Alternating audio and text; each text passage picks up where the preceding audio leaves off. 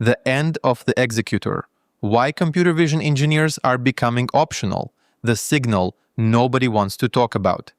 At CES 2026, a company called Anisoptera launched Dragonfly, a no-code platform for building production-grade computer vision applications. It won a CES Pix Award. It's enterprise-ready. In other words, you are the bottleneck, and they built a product to remove you. So if you build computer vision systems, run ML ops, or wire up edge AI infrastructure, read this as a warning. Dragonfly itself isn't special. What it shows is the part that should worry you. A quiet trend just went public. Specialized engineering roles are being turned into products. In the breakdown above, I go through the platform, the pricing, and why your career is sitting inside the blast radius right now. What Dragonfly actually is. Dragonfly is a full-stack, no-code platform. Here is what separates it from the usual low-code vaporware. 1. Hardware plus software. Subscription. You don't need cloud infrastructure. You don't need Kubernetes. Dragonfly runs on-premise, at the edge, on their hardware. It is a turnkey solution. 2. Designed for non-technical users. The target user is not a data scientist. It is a line of business manager, someone in logistics or retail who has a problem but no ML team. 3. Explicit about replacing talent. The press release doesn't hide the intent. It frames scarce AI talent as the constraint. Translation. You are expensive, slow, and hard to manage. We are designing you out. This is not a tool for engineers. It is a replacement for them. Why this is a threat, even if you don't work in CV. Backend engineer, NLP engineer, you might figure none of this touches you.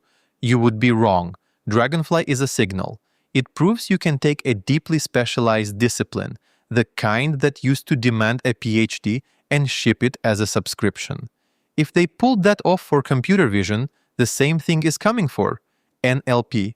GPT wrappers are already replacing custom model training. Data pipelines. Tools like Fivetran are killing the ETL engineer role. Infrastructure. Platform engineering is being abstracted by AI agents. The pattern is clear. Execution-level skills are being automated. Architectural skills are not. So ask yourself the obvious question. Are you an executor or are you an architect? The executor versus architect divide. Let me define the terms. Executors are engineers whose job is to implement solutions. They write the code, tune the model, deploy the container. Architects are engineers whose job is to design systems. They evaluate build views by trade-offs, design hybrid architectures, negotiate vendor contracts. Here is the brutal truth. Executors are in the blast radius. Architects are not. Dragonfly doesn't replace the person who decides whether to use Dragonfly. It replaces the person who would have built the vision system by hand. What to do about it? The solutions architect framework. Feeling uncomfortable? Good. It means you're paying attention. Here is the framework. 1. Stop learning tools. Start learning systems. Drop the certification chase. YOLO, PyTorch, all of it.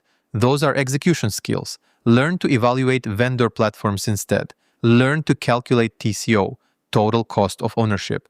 Learn to design hybrid systems. That work takes judgment, not syntax.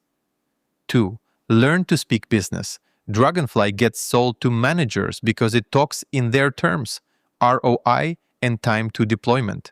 Can't explain why your custom Python script beats a 5K month tool in terms of business risk? Then you lose.